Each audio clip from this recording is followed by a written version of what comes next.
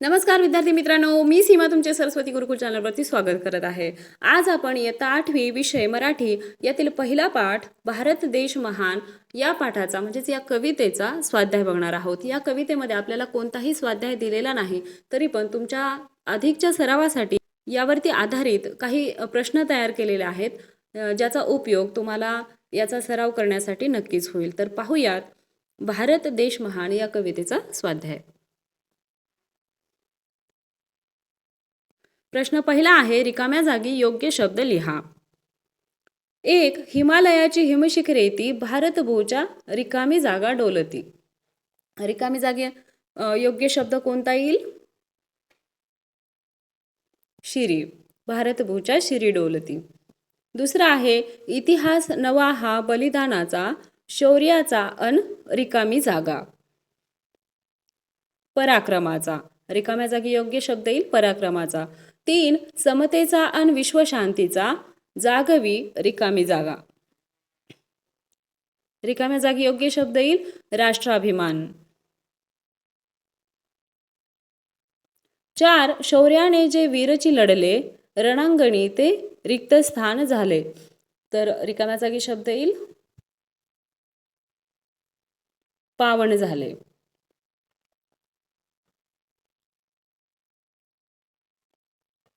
दुसरा प्रश्न आहे, एका वाक्यात उत्तरे लिहा।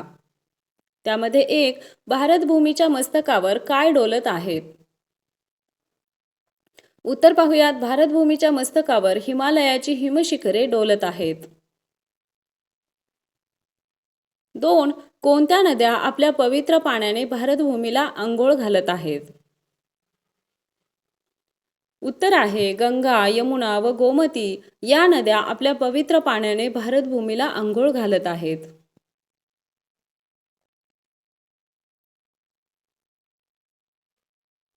3. भारतभूमीच्या स्वातंत्र्यासाठी कोण शौर्याने लढत आहे? उत्तर आहे, भारतभूमीच्या स्वातंत्र्यासाठी वीर शौर्याने लढत आहेत। 4. या गीतातून देशवासियांच्या मनात काय जागृत होते? उत्तर आहे, या गीतातून देशवासियांच्या मनात देशाभिमान जागृत होतो। 5. भारत देश महान हे गीत कोणत्या काव्यसंग्रहातून घेतले आहे? उत्तर आहे, भारत देश महान हे गीत गीतपुष्पांचा फुलोरा या काव्यसंग्रहातून घेतले आहे।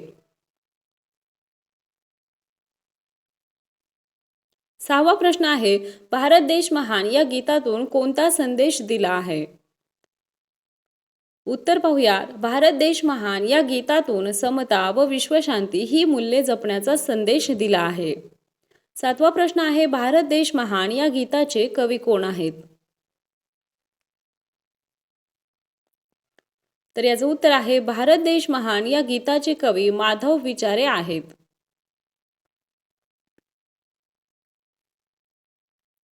प्रश्न तिसरा आहे, समानार्थी शब्द लिहा। त्यामध्ये 1. महान म्हणजेच थोर, विश्व म्हणजेच जग, नदी सरिता, ध्वज झेंडा, शौर्य पराक्रम, रणांगण रणभूमी, स्नान अंघोळ, निशाण ध्वज। अशा प्रकारे आपल्याला हे समानार्थी शब्द सांगता येतील। प्रश्न चौथा, विरुद्धार्थी शब्द लिहा। शांती अशांती, नवा जुना, पवित्र अपवित्र, शिखर पायथा।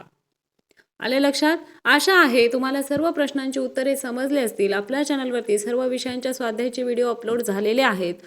त्याचबरोबर विविध विषयांची भाषणे, निबंधलेखन, पत्रलेखन यांचे देखील व्हिडिओ चॅनलवरती अवेलेबल आहेत, तेही तुम्ही नक्की चेक करा।